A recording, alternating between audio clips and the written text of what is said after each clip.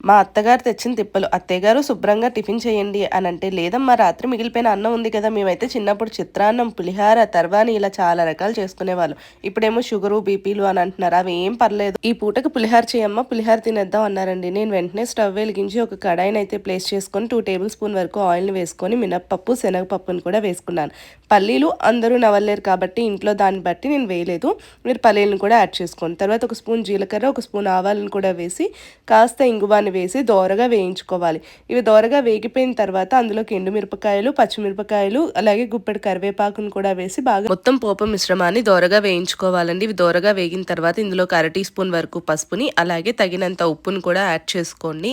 ఇవి యాడ్ చేసుకున్న తర్వాత స్టవ్ కట్టేసుకోవాలి. స్టవ్ కట్టేసుకొని మనకి రాత్రి మిగిలిపోయిన అన్నం ఏదైతే ఉందో ఆ అన్నాన్ని మొత్తం ఒకసారి గట్టిగా అయిపోతుంది కాబట్టి చిదుముకొని ఇందులోకి ట్రాన్స్ఫర్ చేసుకొని కలిపేసుకోవడమే. ఇక్కడ నేను చూపిస్తున్న విధంగా తెల్లగా లేకుండా కలిపేసుకొని లాస్ట్‌గా నిమ్మకాయ రసాన్ని పిండుకోవాలి. వేడి మీద నిమ్మకాయ రసాన్ని పిండకూడదు. అందుకని నేను లాస్ట్‌లో పిండాను. తర్వాత కాస్త కొత్తిమీరని గార్నిష్ చేసుకుంటే మన లెమన్ పులిహోర రెడీ.